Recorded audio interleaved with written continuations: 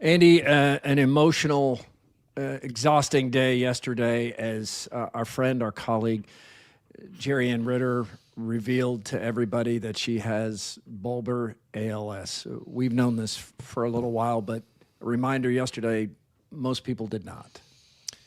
Yeah, it'd been something that, we'd all been wondering about for a long time. And I think a lot of people in the audience had wondered about it also. We all knew a little bit more than everybody else, but wanted Jerryanne to be the one that, presented that information in her own time and her own way. Right. And, we all know how serious that illness is. We've done a lot of stories on that. Aaron Kiernan just did one of the last big stories that she did was with a woman who had ALS. And, so we're very, very aware of the severity of that diagnosis. And so we were all, I don't know. I think we were all kind of, just kind of giving it as much time as possible. She went to a number of doctors and got, I think second, third, fourth opinions on that. Right. And so we were holding out a lot of hope. But now that it's out, I mean, it just kind of like the floodgates opened on us yesterday. There was a quiet day, and our hearts were there in her kitchen with you and Jerryanne. I sat down with Jerryanne Monday. Here's just a couple of minutes of our 25-minute interview. Jerryanne, viewers have noticed a change in your speech, and they're concerned. What are you ready to share? Well, I'm ready to be an open book. I'm just bummed that the speech is impacting how I tell you about the weather, because I love talking about the weather. I don't love talking about ALS. And that's what the doctors believe is causing my speech problems. And they're still trying to prove it to me, but in the meantime, they're telling me no treatment, no cure. It's called bulbar ALS, and that I just will continue to get worse. What does this mean for your TV career? Well, right now, I pray every day that a miracle's gonna happen. And I keep thinking it could be something else. But if the doctors are right, I'm probably done telling you about the weather, but I still have a lot to say. And I'm trying to figure out what that new race or journey looks like. But I want it to be more about spreading love, because I have been so blessed in my life to have such a great life that I want other people to be sitting in this chair, and maybe I'm dealing with this to remind people to be thankful for their life. Maybe my next chapter is to tell a different story, because I can tell you up until this point, I didn't forecast this storm hitting. And it's raining right now, and I'm just trying to find the sunshine. And I'm just trying to focus on the little things, and that's loving and living for the moment. The day that we actually told the boys, hey, we're going down a course we didn't think we're going down. And they said, wow, Mom, are you gonna fight? And I'm like, yeah, I'm gonna fight, but there's not a lot you can do. So instead, I'm gonna do what I've always done for almost 50 years of my life, and I'm gonna live, and I'm gonna love, and that's what I'm doing. Live and love and hug harder. Amazing perspective, strong woman, so inspiring. And as you put it, Andy, the floodgates open when this interview aired, and you can see the entire 25 minutes at who13.com. And there's some light moments in there too. We have some laughs as well in the extended interview. But I couldn't stop answering email and messages last night. I spent about 3 hours this morning. It has just been outpouring is the right word. Just the impact that Jerryanne has had over 30 years, we can all really feel it. Yeah, and the irony here is about as thick as you will ever see it get. I mean, this is someone losing her ability to speak, who has never struggled with that ever in any capacity. Great communicator, tremendous energy. Tremendous energy, and energy that is always has. And I've worked with her for all 2 years she's been at WHO, and we've been on the same shift for, as you know, 6 of those years, working very closely on the morning show. And when you're on that shift, boy, you're really, really close, and there's nobody else around, and you're leaning on each other to provide energy. Well, Jerryanne has never had to lean on anybody else. She has had just a constant motor where she has always been able to motivate herself. I didn't ever see her tired. I didn't ever see her. I mean, she would get pissed off like anybody else, and certainly it was very human. But when it came to doing that shift and maintaining the rest of her life, I mean, she always had plenty of energy to do that, and it was inspirational to be around her. I mean, you would just be around her, and it would wake you up a little bit more. It would push you a little bit more. And now, I mean, this is something that she is fighting directly against her. This disease. I mean, it saps your energy. It's cruel. It forbids your. I mean, you can't speak, and it's driving, it's cutting into that ability for her. So it's absolutely cruel. We all know a little bit about this. It's sometimes called Lou Gehrig's disease. It's terrible. I mean, and I think the hardest part is that it's your mind is fine, and I Right. think she said that there is that she says she still has a lot to say, and there's no doubt about that. I mean, there's no doubt in my mind we could find a way. I mean, she could absolutely still be a meteorologist. Now, she does talk about how tired she gets, and that really breaks my heart. But, she has always been someone who just really was so self-starting, so self-motivating, so self-sustaining, that it's very difficult to see her in this position. So many of you want to do something, have asked what you can do, and Jerryanne has just said, pray. There's not a cure, there's not treatment, so she is not giving up on a miracle, but she's just asking for prayers. And for those of you who want to get a card or letter or gift or something to her, send it to the station. It's easy to find the address. It's on my Facebook page or who13.com, or just Google. You can find the station address. Just send Jerryanne. We will make sure that she gets it, and she will read it. Like right now is not the time she's trying to save her energy for her family.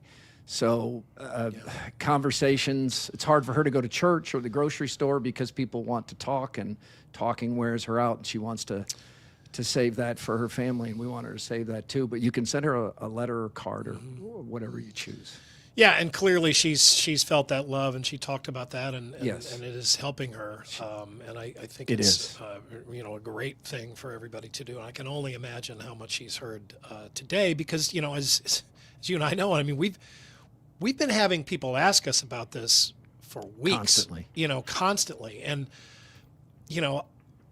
we would hear little snippets of what was going on, but really never heard directly from her what was going on, and we didn't want to speculate. Certainly, you don't want to speculate about something like that at all. And so I think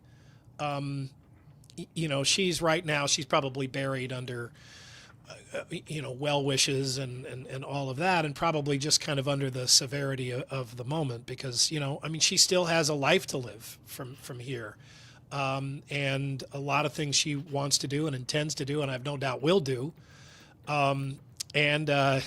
She's She is absolutely one of the most central people in this community and has been for a long time. She's a big personality. She is a very proud Iowan. She is, active in her community at Van Meter, and her kids are athletes and very, very active. And her husband, Rob, who's a wonderful guy, is a, extremely active coach and part of that community. And I mean, they're very, very well known. And so we can all assume, when you add all of that together, that they're going to have a constant stream of people who want to do what they can for them. And Jerryanne can feel this big community hug. So thank you to everyone. And also, just on a personal note, I want to thank our bosses, because Jerryanne wanted to have this said in her own words. And I went there to interview her, and I appreciate that we didn't run promos or take out radio ads or put a bunch of music behind the interview so that it chokes people up or anything. It was just Jerryanne in her own words, and people have found it and discovered it, and I'm thankful for that. Yeah, we needed to get this message out. She did, and I think it was really done the right way, and I commend you for the way you did that interview. It was excellent. But I agree. Yeah, I think the station handled it the right way. Sports and more next. The Murph and Andy Show is brought to you in part by Ramsey Subaru, home of the toughest, most reliable cars in the world and the people who back them up, on Hickman Road in Urbandale. With the Iowa Lottery's new Millionaire for Life game, you could win $1 million a year for life. That could make you a My Dream Job is No Job-yonaire, a front row tickets to every show-yonaire, a hire a personal glam squad for you and your bestie-yonaire. Yep, a little further. Or just to never run out of your favorite pickles-yonaire. With Millionaire for Life from the Iowa Lottery, And these. you can change your life for life. Play today.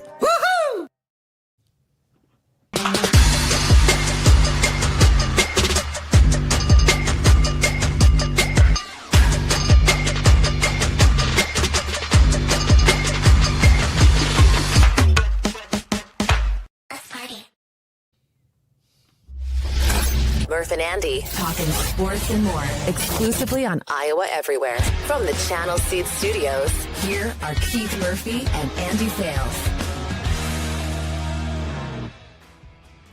Table setter from Guesthouse Tavern and Oyster in West Des Moines. Coming up, Cyclones refute Utes, Secretary of Pucking Defense, and true life sports movies with Mr. Movie, all presented by Guesthouse Tavern with nightly specials, including Wednesday, which by now some of you know is Walleye Wednesday. Right now, high or low since our last show.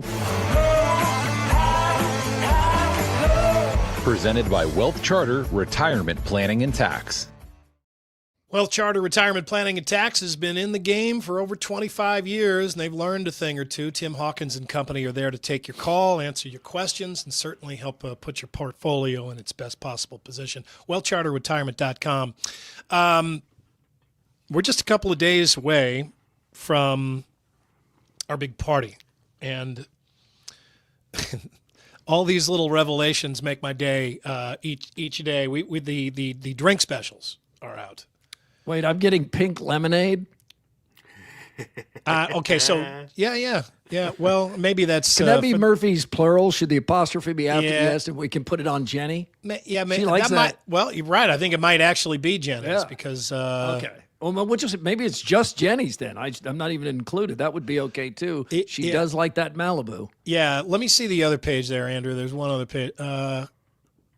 Yeah, and I don't know. That might be ours. Anyway, Jim the Liquor King has put these together, and he's tried to put a kind of a wide range selection for something for everybody in there, and he had to put our names on everything. So He clearly knows he's at the Irish. yeah.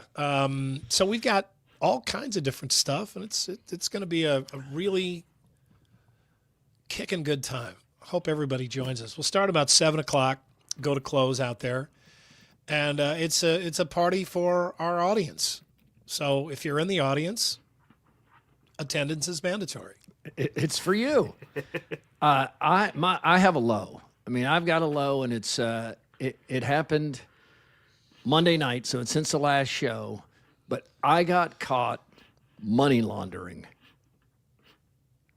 I put my jeans in the washer with my wallet still in my jeans. I've never done this ever.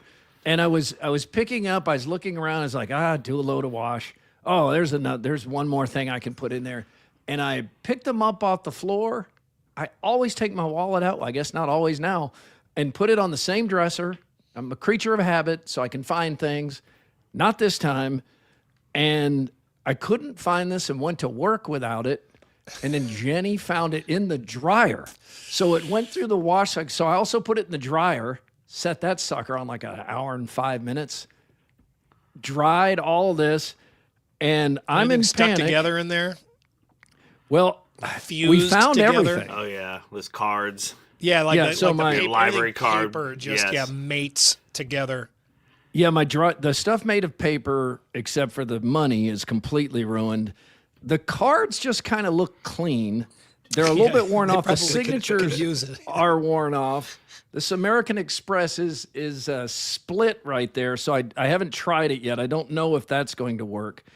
And then, and who has money these days? I still carry cash. I know a lot of people don't. For the most part, our kids don't.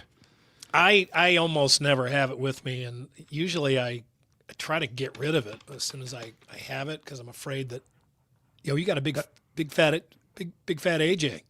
That is a clean $20 bill, because I think It's freshly isn't cash basically filthy? Not this cash. Oh yeah, it's this so cash filthy. is clean.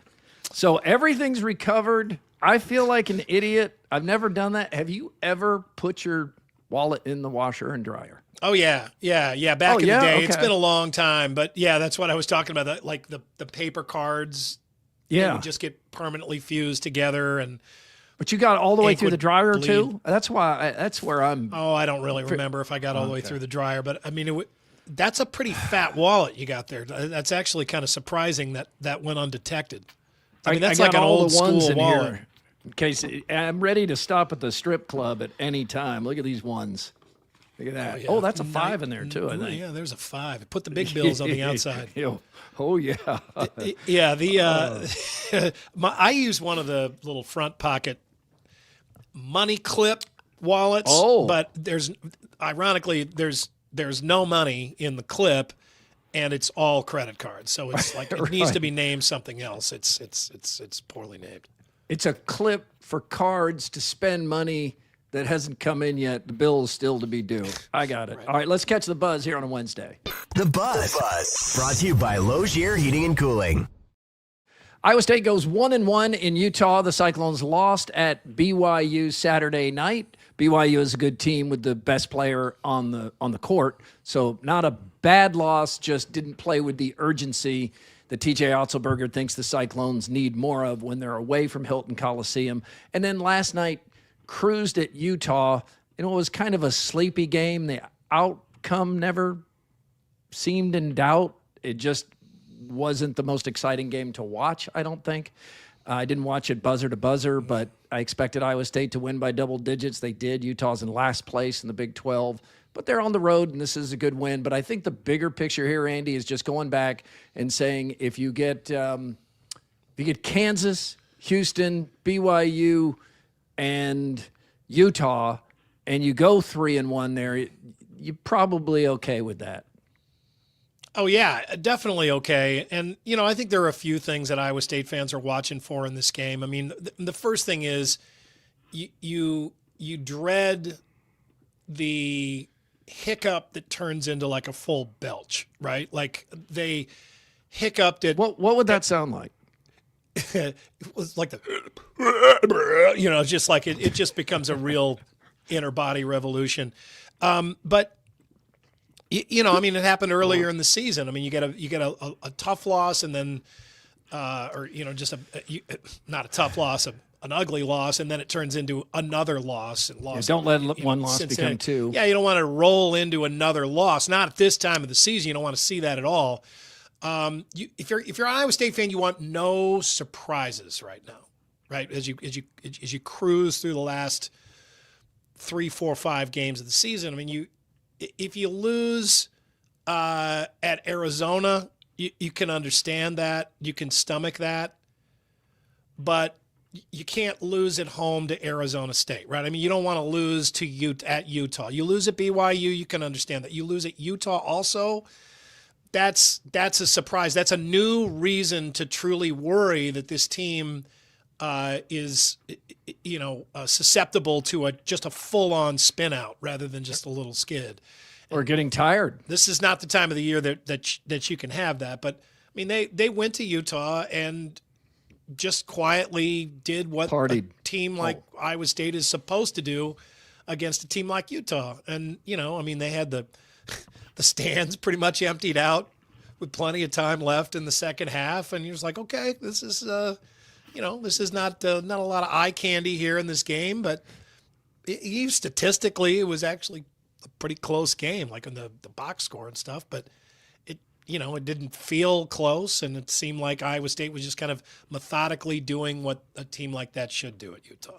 First game ever at Utah, and Salt Lake City, this is an area that's really coming for more sports. It's commonly thought Major League Baseball will have a team in there within the next few years.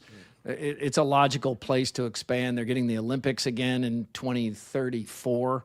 Look at the Winter Olympics back there. It's there's a lot of money, and there's a passion for sports there, so it's only going to grow. But first game for Iowa State ever in Salt Lake City. Joshua Jefferson, 21 points.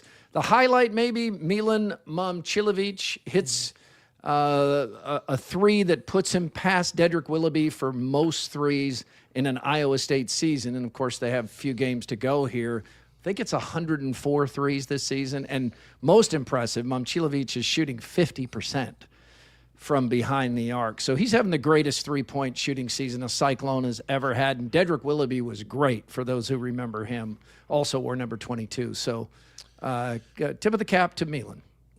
Yeah, I mean, game has changed. The 3-point shot is more much more of a it's not just a feature anymore. It's like a mainstay of a strategy. Basketball. Yeah. It's a strategy.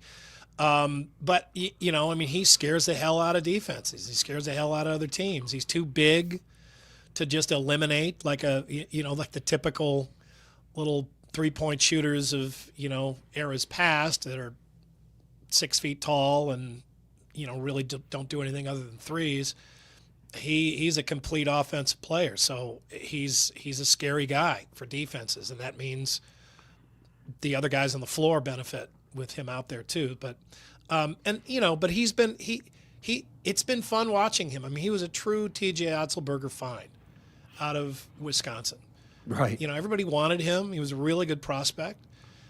TJ got him, brought him here, kept him here. And he's had his ups and downs. I mean, there have been times where he's been cold, he's been injured, and he's just kind of stuck with it and continued to get better, and it's come to fruition. It's cool. Yeah, when he doesn't have a good game, like against BYU, it really hamstrings the Cyclones. So 24-4 now. That's all teams have flaws. Even number one Duke. All teams have flaws, and they all have losses. So to keep that in mind, 24-4, hosting Texas Tech Saturday. Ohio State is at Iowa tonight. The Hawkeyes are 7.5-point favorites. AD, what are your thoughts on this game? It feels like a must-win. They're not going to have many. Yeah, I mean, not because of anything specific about Ohio State, but you have a home game. You got a couple of tough games after the Penn State game this weekend. You're playing Michigan and then 2 Nebraska.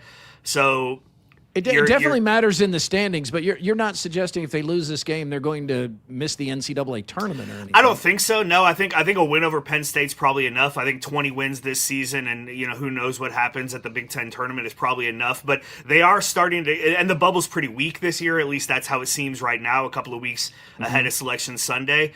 So I think they're pretty safely in, but you're now talking about seeding. You got to get off that 8-9 line. You don't want to play a 1 seed on that first weekend. If you can get to a 7 and play a 2, God forbid a 6 and play a 3, that'd be fantastic. But you really just, it's kind of keeping the momentum, finding somebody other than Bennett Sturts to kind of get going here late in the season a little bit. And you're at home against a team that's comparable to you. So no, it's not a must win and you lose and everything falls apart. But it's you got to go get this game if you're as good as you've shown you can be. Yeah, and it matters for the standings, and people still care about the Big Ten tournament and. Yeah, you still want to get that. I mean, you're in that yeah. double bye right now for the Big Ten. Now, there is the triple bye for the top 4 seeds, so it's a whole different thing. But if you can get to that double bye in the Big Ten tournament, you feel a lot better. Now, Jason says the Hawks are tied with the Buckeyes in Big Ten play. So tied in the standings, that does put a little bit more behind this game. Yeah, absolutely. Okay, you got that. All right, Andy, want to tell you about some UFL rule changes. UFL rule changes. So want to run some of these by you. This is for the upcoming season. I know you don't watch the UFL. Most people hearing my voice don't watch the UFL. Okay, remind me of United Football League. Yeah, but is this where the St. Louis Battlehawks are? Yes. Okay. Merged with the XFL, right? Yes. Yeah, there you go. And, okay. One league standing. Okay, so here's the new rule changes. And as you know from watching the ABA miniseries, with all the influence the ABA had on NBA rule changes and things they did differently. And the NFL learned some things from the XFL a long time ago. So some of these could happen. But let's go over the UFL rule changes. 60 or more yards, a field goal is worth 4 points. Okay. 1 foot in bounds equals a catch. College. Red zone penalties revert to half the distance to the goal. Tush push eliminated. No punting inside the opponent's 50-yard line. If you're inside the 50, you have to go for it. Overtime be 3 alternating attempts per team from the 5-yard line. That'd be dramatic. Point after touchdown options. 1 point, you kick it from the 33-yard line, as is the case now. For 2 points, the ball goes to the 2-yard line, and for 3 points, the ball goes to the 8-yard line. If you're down 3 late, or you just want to try to put the game out of reach, or for some reason you need to go for 3. So of these, Andy, AD, which do you like the most? Which do you want no part of? Well, I mean, I think you got two different things going on. Two things going on here. You've got the UFL trying to implement rules in what they know is direct response to gripes with the NFL, right? I mean, the no-tush push. You want to say, take advantage. Yeah, we know people want this to change, so in our league, we're going to change it. Right. And then they're also trying to add things that make it more exciting, right? More action and more things for fans to buzz about and be interested in. For the field goal, the extra point kick, that's like a no-action play most of the time. And the field goal kickers are getting so automatic that you would have, if you did incorporate this, I think over time you would have to be willing to move it back and back and back, because a 60-yard field goal is no longer something that you text your friends and say, "Did you see that?" Because it happens all the time. Well, it used to be that, like I think just you got to 59 yards and anything above that, you're just, you can't kick it anymore. You got to you either got to go for it or punt. You can't need the win. It's not an option anymore. Now it is. And it is exciting. I mean, the excitement about that will wear out. It'll wear off eventually. But the UFL doesn't need to worry about that. I mean, at this point, I think it's exciting to think, they're going to give an opportunity to these kickers to see how far they can possibly kick this ball. And for a while, that's going to be a novelty, and we'll tune in and at least we'll look at the highlight. Some of the other things I think I think it becomes more and more important for all the sports leagues to keep in mind that more and more of the broadcast is something other than gameplay. Yeah. So when you have actual gameplay, make it count. Do something more interesting than an automatic extra point attempt. I mean, to think about that, like that is now... That ground has never been more valuable. It's never been more exclusive, right? I mean, actual gameplay in a football game during a broadcast, they're actually doing something on the field, and it's not just a long commercial break or some, promotion going on at midfield. I mean, it's actual gameplay. So it shouldn't be something that fans turn away from, don't look at. The extra point has been moved way back, but it's still That doesn't make 90%. Yeah, if guys are kicking 60-yard field goals, a 35-yard extra point is no big deal.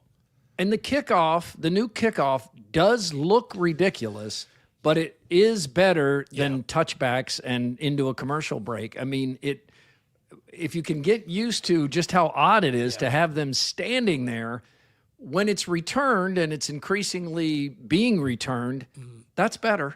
I mean, that's better. Yeah, I mean, some of these things are going to look strange for a while until we get used to them, and you just kind of have to take that in stride and push on. But, I'm some of these things, all the different types of 2-point conversions and stuff, that doesn't do a whole lot for me. The no tush push, I don't think that's going to be anything more than a technicality, because the tush push hasn't been around long enough for us to just, believe that this is, part of the foundation of football. I mean, we do think it's silly and outside the spirit of the game, unless it's our team that's doing it and scoring a touchdown. But Gronowski-Plowski. Gronowski-Plowski. But I mean, if it's suddenly gone, are you going to be sitting there and being like, man, I wish we still had that tush push, or where's that tush? Missed that. I think you just kind of won't. Tush push. You'll kind of forget about it kind of quickly. Let's get a quickie poll from WCI Pools and Spas and Ames in Urbandale.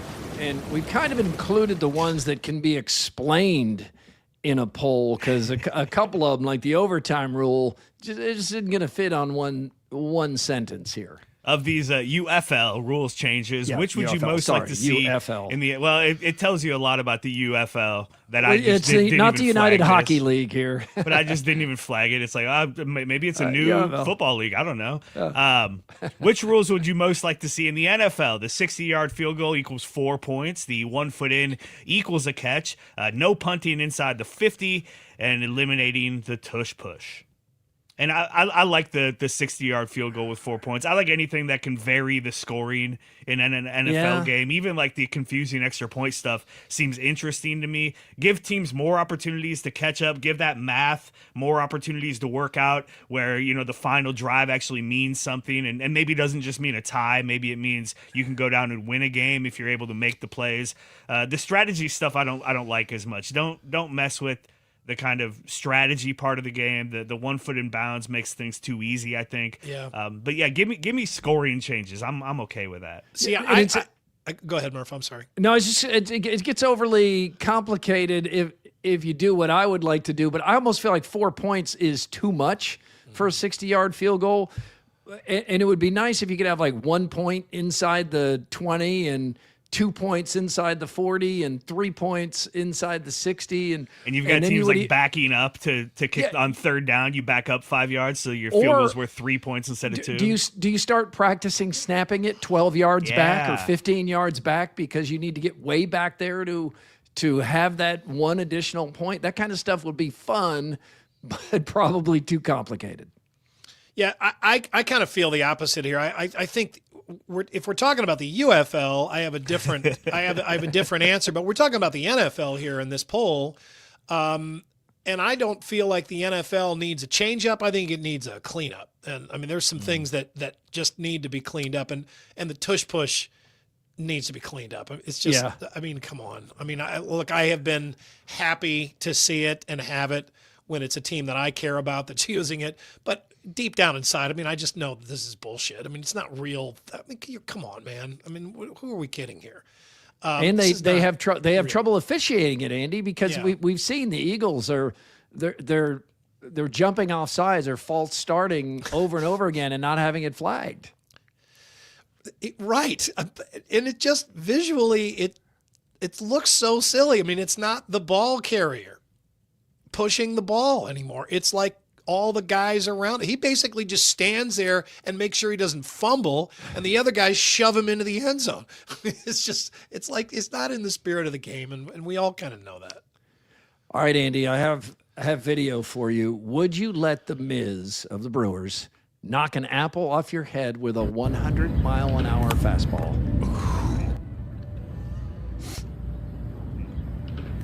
No, I would not. My God. Man, I don't think this is AI, but it can't be real. I don't. It's not real. It's I mean, like- it's no good one is going to editing stand there or without a there's helmet something on. behind Yeah, him. I mean, if he misses, nobody's that accurate. No, throws no, that no hard. one- He might be that accurate, but still nobody's willing to sit there calm and collected. But this is the kind of stuff that it looks so real. Pinpoint Like, accuracy wow. with a 100-mile-an-hour fastball. It does give you an Probably idea of with what some that movement on it. looks like coming at you. Oh yeah, it's That is insane. I mean, terrifying. he's just a little bit off, and you're dead. The thing drills This you in guy's the back of the skull. way too relaxed. Yeah. I don't know that it's AI, but it's some kind of trick photography or something. It's pretty yeah, cool. it's probably really somebody sitting there and an apple falling off his head. But So the new Secretary of Defense, Connor Hellebuck, received the Presidential Medal of Freedom from President Trump last night during the State of the Union. That's cool because there's no question the way he played lifted the country's spirits. I mean, it was a great moment. It also had me reflecting on, well, how common is this for an athlete to get the Presidential Medal of Freedom? And it's much more common than I realized. Just since 2000, this is like 1/4 the list. Just since 2000, Babe Ruth posthumously, Mariano Rivera, Tiger Woods, Simone Biles, Megan Rapinoe, Michael Jordan, Pat Summitt, Alan Page, Roger Staubach, Stan Musial, Willie Mays, Magic Johnson. It's a huge list. President Obama has awarded the most to athletes by quite a bit, but this is something that's done more all the time now. Jim Thorpe just got the Medal of Freedom. He's been dead for 75 years. have Kareem and Bill Russell gotten those Yes, too, both. or Both Ali have. or somebody? Yeah, I mean, it is common. I know it's common.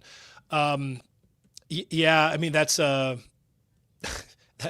that's I mean, he was great throughout the Olympics, and he is truly great. This isn't any kind of one-hit wonder. I mean, he's the reigning Vezina Trophy winner in the NHL. I mean, it's people are scoring political points sometimes with these, but it's cool. Again, I mean, look, man, more hockey, more interest on hockey. These guys have an NHL season to get back to this week. I know. It is still hard for me to believe that it was the players who wanted to play for their country and who pushed for this, and not the owners or the commissioner and the commissioner's office. They've been against this, and as the players, it's refreshing. Yeah, they got a It's league not to about run. the money. Yeah, they have a league to run, and But this is so good for hockey. This is so good for the NHL. I mean, people can't wait to see these guys when they're on the ice. Now, some of them are going. Some of the United States guys are going to Canadian teams. oh and yeah. that'll be Hellebuck different. plays for the Winnipeg Jets. Yeah, absolutely, he's going to Winnipeg. But I mean. I don't. That's not going to matter. I mean, he's going to get cheered there, and they're all very, very glad to have him, and he's glad to play in Winnipeg. But yeah, I mean, it is something that it's one of those kind of bummer reminders that you get every now and then that this is a business, and these guys are just looking out for their own interests first and foremost, like a million miles above anything else, and they don't want the players to get hurt. They don't want to have to stop their season. They don't want to have to make accommodations for the Olympics. And, it is kind of unique. I mean, it's kind of tough. It's not like the Summer Olympics, with basketball players. I mean, it's right in the middle of their season and getting close to playoff time. So they don't like it. They pushed against it. Get ready for the sequel no one asked for. Not Scream 7. It's Mayweather versus Pacquiao 2, September 19th. Now, Floyd Mayweather is 49. Manny Pacquiao is 47. They fought 11 years ago. And Should the have been frustration 16 years ago. Would have been a better fight. Right. It would, Oh, yeah, it would have yeah. been great. That's when we wanted to see it. 11 years ago, we were talking about this fight finally happening and how, man, it's a shame we couldn't have had this when they were in their prime. Now it's 11 years later, and this is a cash grab. I mean, somehow Floyd Mayweather has burned through $1 billion with a B, $1 billion worth of career earnings. So he needs the money. And Andy, you remember this fight? It was boring because Mayweather won by just playing defense. Playing defense, and Pacquiao was past his prime. Yep. And Pacquiao these just guys couldn't hit him. Yeah, and these guys saw the money Mike Tyson made, and they've seen the Jake Paul money, and they're like, all right. And Netflix knows this does draw, and we're part of the problem if we watch it. And I may watch it. Yeah, but if it's on Netflix, I'm going to watch it. I'm not going to pay per view. I'm not going to pay for it. But no, I remember this. We went to a neighbor's house right on my street. It was a whole yard full of people. We all kicked in to help him pay for the pay-per-view. We had a ton of beers and pizza, and all the kids are running around. I mean, it was a big to-do. And then we all stood around and we were like, I can't believe we paid for this. We all had fun together, but we were just like, just hit him once. Hit him once, Pacquiao. Once. And Mayweather just basically, he just kind of rope-a-doped him, didn't he? Just kind of, he just dodged. He did. And that's been the best part of his game, his whole career is he's just it's not exciting to watch. Fighter. It is effective. Yeah. But yeah, I mean, that was a long time ago, and they absolutely looked over the hill then. It's just a gimmick, but I don't know. It's another testament to how valuable live sports are now. It's also an indictment of boxing struggle to find interesting matchups because we just keep recycling these gimmicks. Bad. Yeah, I know. And you look back to times when we had all of these interesting fighters, and yet the promoters didn't put them together. You're just like, what? And now different belts. You're so desperate. You're literally pulling guys out of retirement, like way out of retirement, and putting them together for these paydays that, you all know damn well that you should have done long, long ago. And it's really too late to do this. And it's really hurt boxing. I mean, it's too bad. Boxing used to be so awesome, and it still can be. I mean, it's still the same sport.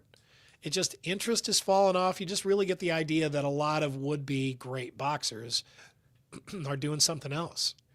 And you understand why. All right, we'll see what the Moore team has dug up on this Wednesday, and Mr. Movie with reviews and one of our favorite true sports stories turned into a movie. That's all coming up on Murph and Andy.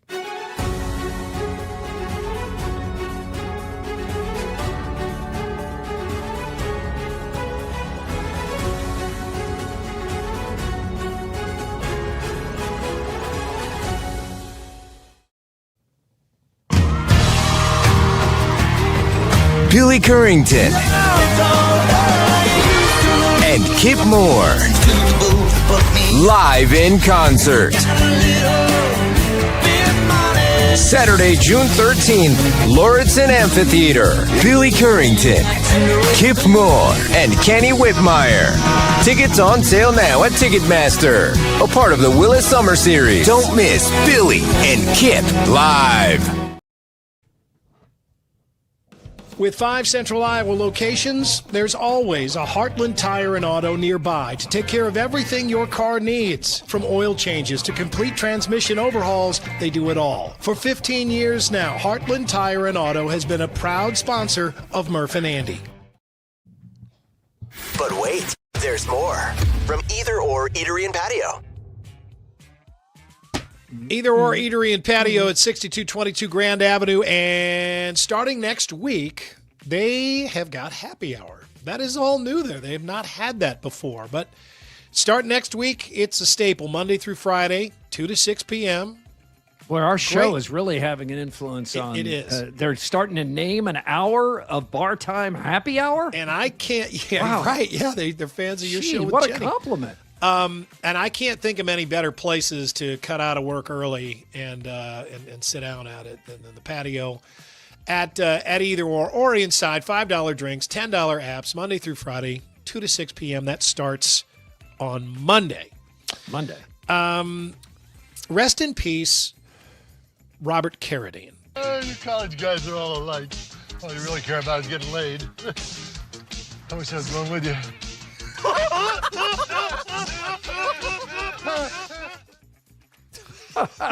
So he's Louis Skolnick. He's the guy in the middle That's there great. between Anthony Edwards, right? And Yeah. Who goes James- on to ER, and he's Goose in Top Gun. Yeah, the dad is another really well-known actor, and I can't remember his name. I'm having a brain So fart. many roles, but James, yeah, I something, can't. he's in a million things. But Is it Cornwell? James Cornwell? James. Wasn't he? barking up the right tree. Yeah, That'll do, pig.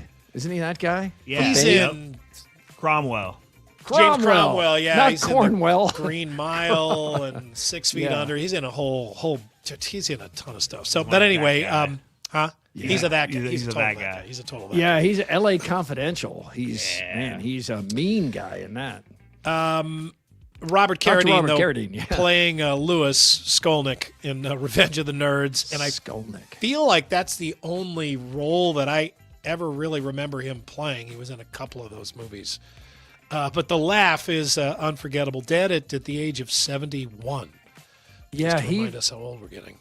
he's had a long time struggle with bipolar disorder. Oh, okay. And it's really been rough from what I read today, the past couple of years. So, but man, that movie, I know parts of it have not aged well, but ultimately, It's so like damn funny. It's like so funny. it's a movie of acceptance and love everybody and Yeah. accept everybody and let's all get along Yeah. type thing. I'm But, a nerd. Yeah, I know, I'm AD. pretty proud I of know. it. Yeah. Yeah, I'm a nerd. The rape scene is tough, but other than that, it's great. Yeah. That's if you have to use that harsh term like that, but it's definitely not something good. But it's really, really funny. God, it's a funny movie. In Florida, the retirement metropolis known as the Villages.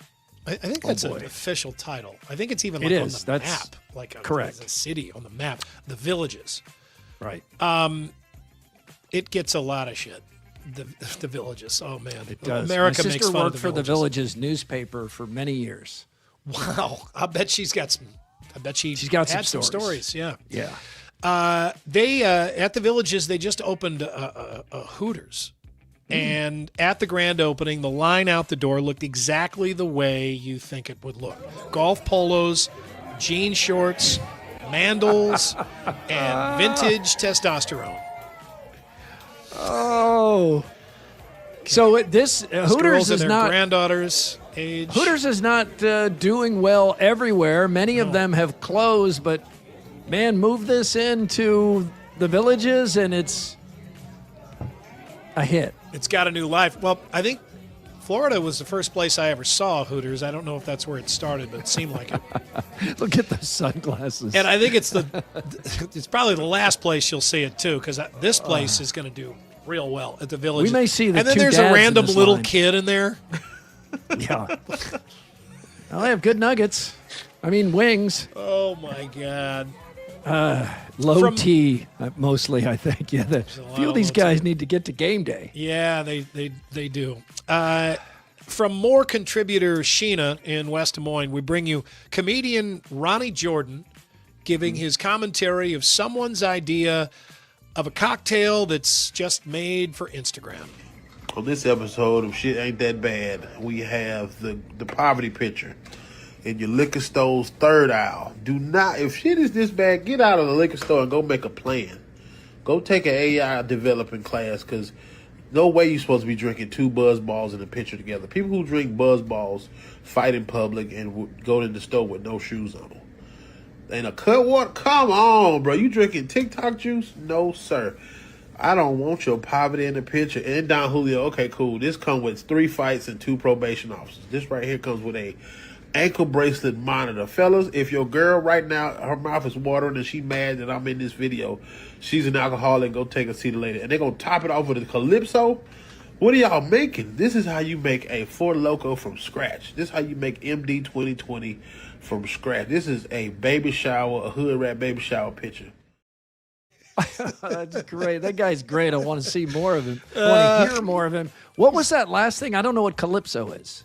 Is I that think a it's tea just or a is that lemonade. Yeah, it's just super Okay. sugary. And then like he does this with these, I don't know who it is that's posting these videos, but Ronnie Jordan is just killing them daily. That's funny. Some of these mixes have so much sugar already, and then they'll do stuff like put Airheads taffy in there, or Starburst, or a blow pop with the stick cut off, just to put more sugar into it. That looks like a headache coming. Oh, God. Yeah. Melted popsicle, as you would call it, Murph. From the files of some headlines, don't need stories, we bring you this. Kentucky man reportedly covered in fur taken into custody after he was allegedly caught having sex with a dead deer. What? This is on the side of the road. Central City Police Department, and here he is. Central City Police Department said that a man was driving through an area in Muhlenberg County, formerly the coal mining capital of America, when he noticed a man rolling around on the side of the road atop a deer carcass. Well, the man's name is Alan Osborne, and he appears to be 5'4.5", judging by a Google search. He is, for the time being, the most famous man in Muhlenberg County, Kentucky.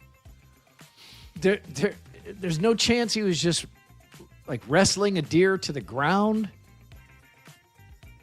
And do you want me to go into greater detail? I mean, this is... I don't think so. Some No, headlines I don't need think so. stories. Kind of the point is you're not supposed to ask more questions. I don't think you want to know, but yeah, his pants are down.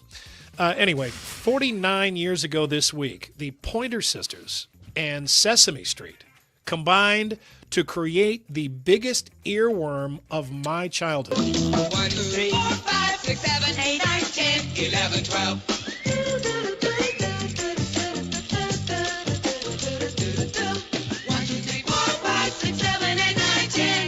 12. I've never heard that. You're probably too old You for it. seriously have never heard that? I can't count Oh to my 12 God. without hearing that song. That's going to be stuck in my head for like the next week and a half now, too, because it's been a while Wow. since I've heard it, but... I thought you were going to play some version of Jump or something by the Pink Cadillac or some song by This the is Pointer one of their, Sisters. I'm not going to say it's one of their lesser known hits. Probably not well known that they're in on that, but I mean, Yeah. this thing, oh my God. I mean, there's so many people walking around right now. They're like, oh my God. Oh, It's taken yeah. years to get that out of my head. You put it back in, you bastard. Oh, the songs from your childhood, like for me, the Bill on Capitol Hill, those kind of songs. Schoolhouse Rock. Schoolhouse Rock songs. Well, this was immediately, kind so of I know what you mean. This wasn't a Saturday morning cartoon thing. It was Sesame Street, but it was the same. I mean, it had the same effect, and it clearly worked. I mean, it was about counting and stuff, and you never forgot how to count to 12 after watching that.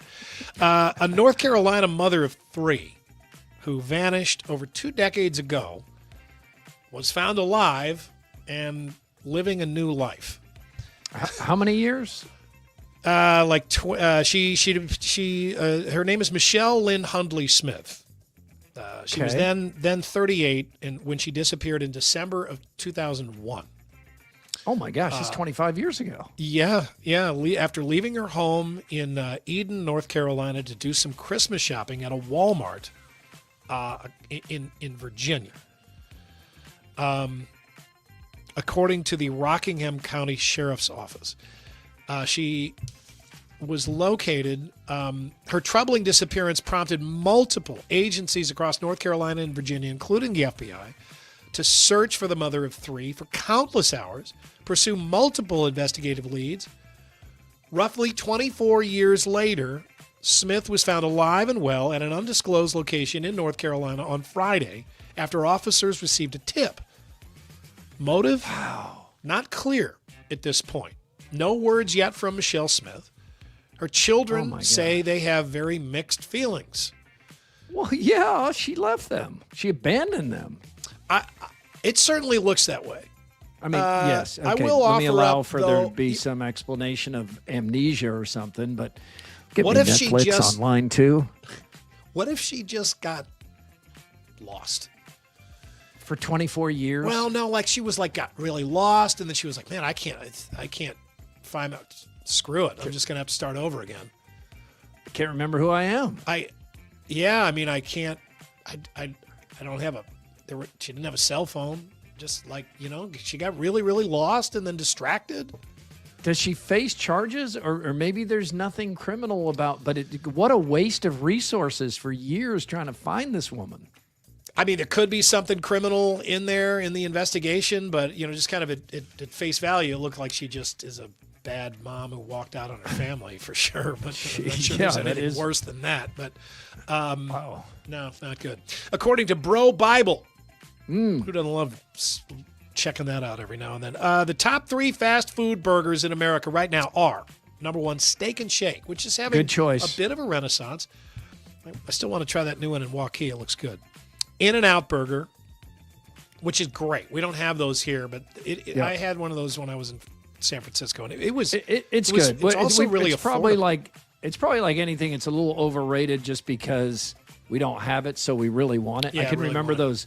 Remember those lines of cars off the exit ramp at the Rose Bowl? Because there were so many Iowans that were waiting in long lines to get an In-N-Out burger. And Five Guys has kind of been like that too. Although it's more expensive than In-N-Out. It's way more expensive. And the enthusiasm died down quickly for that one. I feel like I feel like we saw several In-N-Out burgers when I was just in California, and they had long lines at all of them. So I think it's still super popular.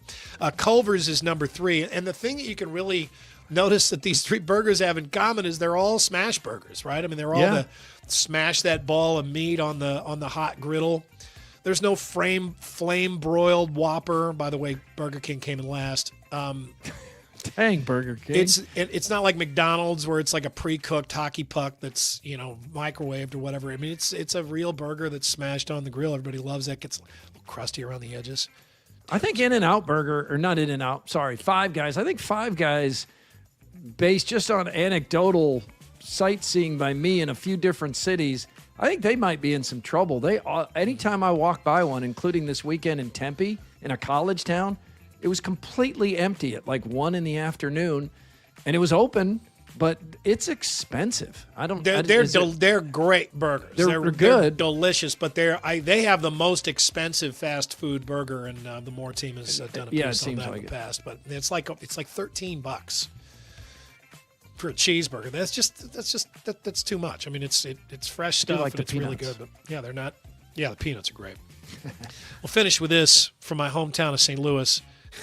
This is one of these stories that it makes me feel bad. It makes you kind of laugh, but then feel bad because this is a city that right now is really struggling and in a bad position. But reports say there are over 40,000 illegally parked vehicles that are eligible to have parking boots placed on them, like this SUV, which has been there since April. It has $8,600 of tickets under its windshield wiper. Man, Croteau is dropping the hammer right now and heading to St. Louis. Well, the thing is that, I mean, the city of Des Moines pays Croteau to do that kind of stuff. The city of St. Louis does their own towing. But the problem is there is a citywide issue with manpower that has resulted in cars that should be towed but never are. Prime example is that SUV that we'll see here again in a moment. Been sitting there since April. The problem is, the reason no one's towed it is that the city will not tow cars that don't have a boot on it. And there are, again, 40,000 illegally parked cars in the city of St. Louis, and the city of St. Louis has 30 boots. So, jeez, maybe buy some more boots. Make it back in towing charges. Even if they get more boots, they don't have the capacity. They don't have enough trucks to tow them all. So these cars are just sitting around. The city of St. Louis is in this really weird position, and it's all their fault, and it's the fault of racist ancestors. So the city of St. Louis is doing great, and then they decided that they didn't want to pay for, this is like early 1900s, they didn't want to pay for these county leaders didn't want to pay for these black cities that were popping up on the north side of town, the Fergusons and that. They didn't want to pay for that, so they circled the city and made it its own county. So St. Louis City County is not a part of St. Louis County. So, but what's happened then is since then, the suburbs have gotten wealthy and gotten all the money, and they don't pay any taxes to the city, county. Businesses have left the city to go into the county, all that stuff. So the city now, by their own stupidity long ago is suffering. Now the city wants to become part of St. Louis County, and the county's like, no, now we don't want to pay for you. Yeah. So over time, that's they what's unknowingly screwed themselves. Yeah, it's been a long time, and clearly it's something that needs to happen, but this is just another one of the symptoms of that gigantic problem in St. Louis. All those cars, not enough boots, and then cars just sitting there forever. That's your more, everybody. Confluence, the official beer of Murph and Andy. Confluence is where good things come together and will be a good place to grab a beer in the afternoon this Friday when it's supposed to be unseasonably warm again. And that's when does February end? Saturday. Saturday is Saturday's the last day of February. Wow. Yeah, you can get yourself a Confluence at the party on Friday if you want to do that. Yeah, it'll be on tap. Yeah. Yeah. It's not all Guinness. We've got Confluence too. Ladies and gentlemen, it's time to go to the movies.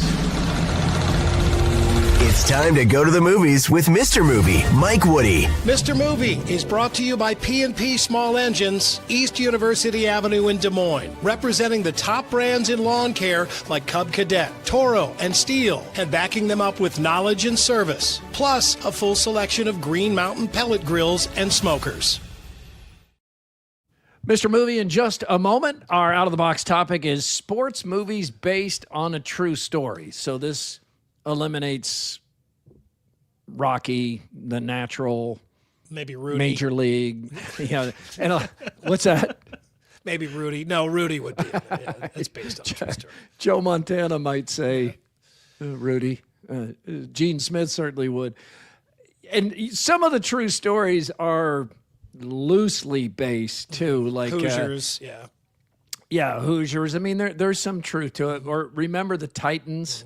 There's a lot of drama created in that movie that didn't actually exist. That team walloped everybody. They didn't play a close game all season. They beat the crap out of everybody. And I think in the movie, doesn't it come down to a reverse run for a touchdown, the last play? They had to find a way to amp up the drama. Yeah, so that leads me to my choice of coming out of the Winter Olympics. It's a natural choice, but it's Miracle, because the Netflix documentary that I know you watched, Andy, it did remind us this movie was really true to the actual story. I mean, tonight, we are the greatest hockey team in the world. God, that's great. And there's a bit of relief too when you find out that a great story is, stuck close to the truth, because it's disappointing to find a sports movie like Rudy, right, and then hear that there was a bunch of stuff that was made up. The jerseys on the turning in the jerseys, making the coach the bad guy when he wasn't. This story didn't need that. It still doesn't need that. It stands alone now. I mean, and I honestly, what the United States was able to do in this Olympics, I mean, if it does nothing else, I hope it brings the story of 1980 back to the surface. Not that it's ever really fallen below the surface, and we did just have the documentary on it, and it is something that we still talk about. But I mean, the details are getting lost now since it's been 46 years, and the details are what really make this story incredible. You have to be aware of how big an upset this was. You have to be aware, like just sports, and forget about the politics and the Cold War stuff. I mean, the Soviet Red Army team was unbeatable. I mean, the NHL All-Stars could not beat them. Put it that way. This was college kids. Yeah. Who just been together a few months playing the greatest hockey team in the world, maybe of all time. Mm-hmm. And they had just lost to them like 10-3, and that's because the Soviets took their foot off the gas just weeks before the Olympics. So, Yeah, what happened Sunday was awesome, and it was exciting, and we cheered, and we're still kind of riding the high of beating Canada. That was not a miracle. It was a mild upset. Mm-hmm. This was more like a miracle. It's one of the biggest upsets in the history of sports. Certainly for that stage, it might be number one. Yeah, but I think it is. Yeah, and the Kurt Russell performance in this is just fantastic. You get that goosebump finish. The speech is played everywhere now. And then again, if you watch this latest Netflix documentary on the miracle, it shows this was really true to the real story. And the reminder that's not the gold medal game. Yeah, yes, yeah. Which is like the biggest revelation of all now, because it's absolutely become the gold medal game in everybody's minds. I completely forgot that, honestly. Yeah. And nothing says the expectation of the United States against the Soviets in that game like the fact that it was played on TV in the afternoon. And then they win. That was a difference from like this past Sunday, even though it had this massive audience, is word spread everywhere in the old-fashioned way that it would in 1980. And everybody went home to watch it because ABC replayed it that night. But even though it was in New York, where you can control the start time for television, it was played in the afternoon. Then you have the miracle, and they end up rebroadcasting it at night with a much larger audience. Andy, what did you pick? Well, your movie takes a really well-known topic and does it justice. Mine took a topic that I had no idea. As a huge sports fan growing up, I had no idea that there was a women's baseball league. And it not only tells that story, it tells it in a really entertaining way. A League of Their Own is a really good movie. I mean, it's a really rewatchable movie. It's fun. It's a movie that you can watch with the whole family, but it's still got enough adult humor in there to keep you interested. And John Lovitz is hilarious as the scout. I mean, a lot of this is due to the star power of Tom Hanks. I mean, he's so good that he just having him there in this role just raises the whole thing up. But it's still just a really interesting part of history. I mean, the men are away in World War II, and there is still this. People love baseball so much that the thought is we can't go without it, right? We need it anyway, and they were so hungry for it that they will watch girls play baseball. And it turns out, well, of course there would be, just like there are good girl wrestlers here in Iowa and women wrestlers. It's such a huge sport at the time that of course young girls are playing baseball as well, and that they're good at it. But it really make them slide in skirts. Yeah, I mean, there's still the stuff at the times that they have to put up with, but it's still just a really interesting story. It tells you some history, and it recognizes this really cool venture that probably had some really good long-term effects for women in sports in America. It is a good story, and it's kind of sad at the end because the war ends and they don't want to stop playing, but now they're not really wanted or needed anymore. And it is. I'm glad that the Peaches and some of those teams, the Rockford Peaches, and they were Midwestern teams. So this really made a lot of people interested in that history, got them a lot more attention, got their due. So that's a good thing. AD, what do you have? Yeah, I'm going with King Richard, and it's not the best true story sports movie. It's not my favorite true story sports movie, but it's a really good movie that's been lost over the last few years, basically because of Will Smith's slap, I think. I mean, this is the movie that Will Smith, one of our greatest actors ever, won his Academy Award for, and it's almost like it never even happened. It's also just happens to be about one of the most dominant athletes in history, and it's a very good movie. But because 20 minutes before Will Smith won the Oscar, he went up and slapped Chris Rock across the face. It's like we don't ever this movie has been lost to the ether. It's kind of wild. So again, not my favorite or the best, but if you haven't seen King Richard in a while, go back and watch this movie. It's a fun, fascinating movie. This is a good entry here, Andrew. This is a good point. Yeah, it might gloss him over a little bit as a overbearing sports parent. I mean, make him not as overbearing as he actually was. Although he's pretty dang overbearing in the movie. But just the First of all, the Serena and Venus story is so incredible. Right. I mean, it feels like a fake story. It does. It does. And they're so good. But to your point, when you said King Richard and you started talking about the slap, I stopped listening about the movie and just started thinking in my own head, I can't believe that happened. I can't believe he slapped Chris Rock. This movie should be the defining moment of Will Smith's incredible career. And instead, it's like the moment where he lost all like favor in America. Yeah, he turned into a cartoon character. And he has not recovered. Let's find out Mr. Movie's choice and this week's reviews. Okay, guys, first off, how could Rudy still be available? I've picked it before. I will pick it again. I just love this movie. Who walked out of Rudy not wanting to like run into a tackling dummy or something stupid like that?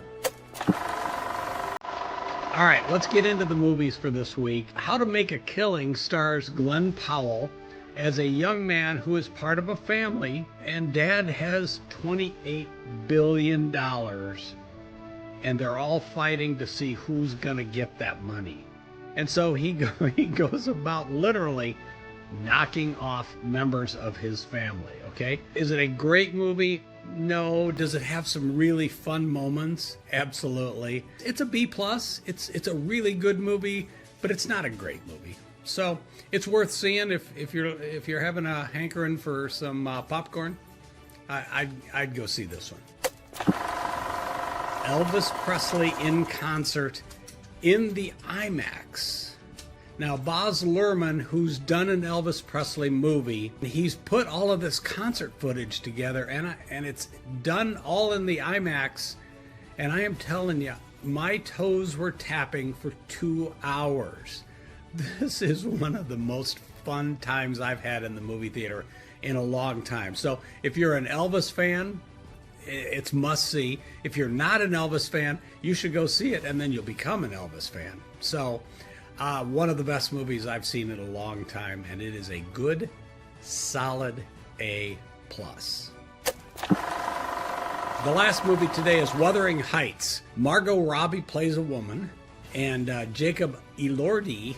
It's 2 hours. It is sexual. It is dark, but it's that gothic romance gone wrong.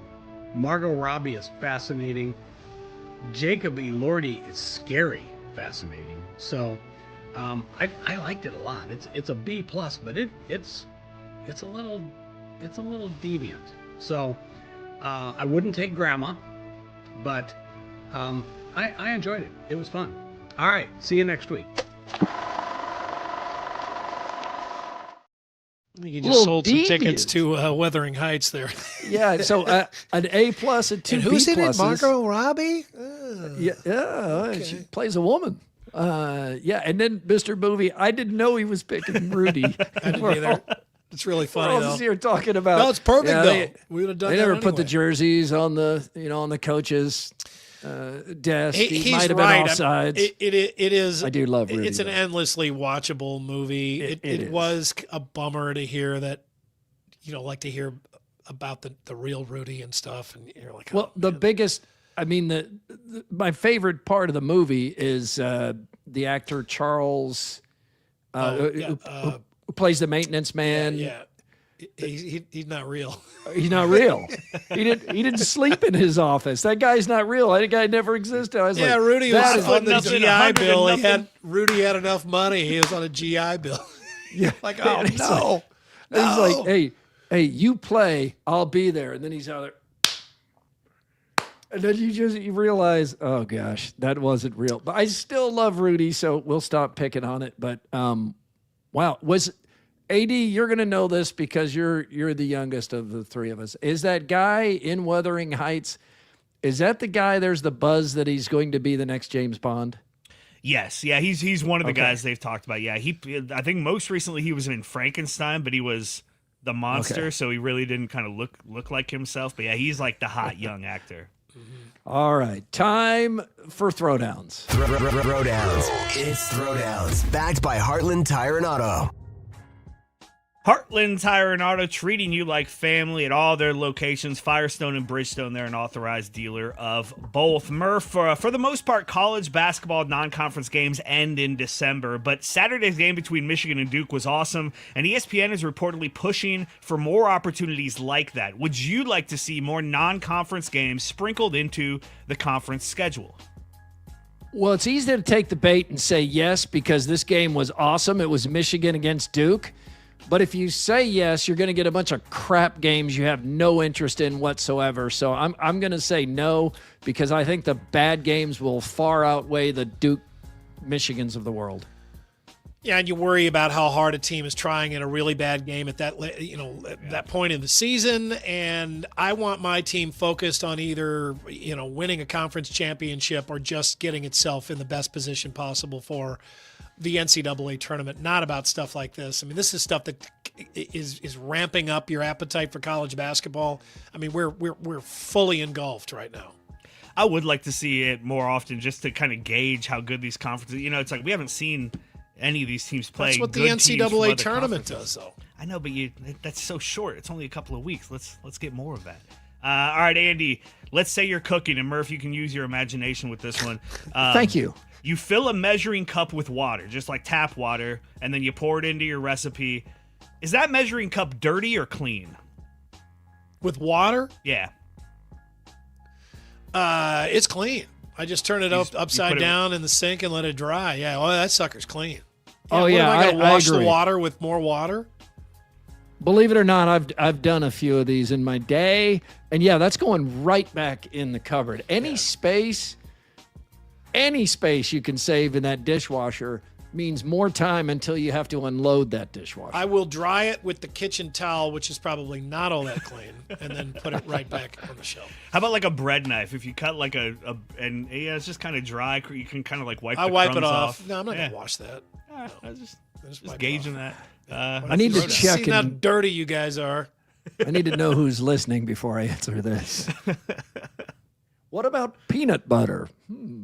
Peanut butter? That you got to wash off. Yeah. That's hard to get clean. You have to almost wash that by hand before you put it in the dishwasher. Speakpipe.com/Murph_Andy is where you can leave a what's bugging you rant. Can be on anything. It's all powered by Cellular Advantage with 35 regional locations and proud partner of U.S. Cellular and T-Mobile, all in one store, and they're all over the place. So, go in there and tell them what you need. They're very helpful for guys that need help, like Andy and me. Also, if you leave a rant at speakpipe.com, you may hear it Friday on Murph and Andy. Time for the Andrew Downs audio drop of the day. We call it the AD Squared. Yeah, before we get there, I want to remind you the Iowa Lottery wants to make you a millionaire for life. The top prize is $1 million a year for life. Willing to be a millionaire. Willing. You're willing. Okay, that's I'm good willing. to know. Second prize is $100,000 a year for life, so nothing to sneeze at. 9 different ways to win, $5 to play. Scratch, Rather pick, have the pull, million. or play your way to wherever you play the Iowa Lottery. And we appreciate their support. Game Day Men's Health.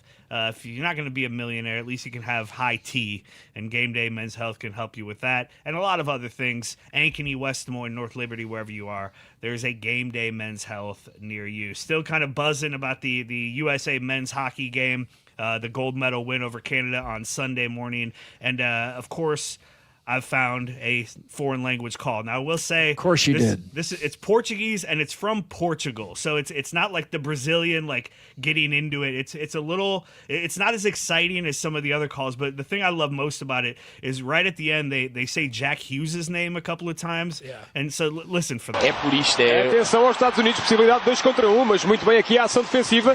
Ainda sobra para os Estados Unidos, vai ser o golo e é golo! Já está! Está quebrado o jejum de 46 anos. Os Estados Unidos voltam a vencer uma medalha de ouro depois de 1980. Eu penso que é Jack Hughes que aparece ao segundo poste. É exatamente Jack Hughes. Jack Hughes.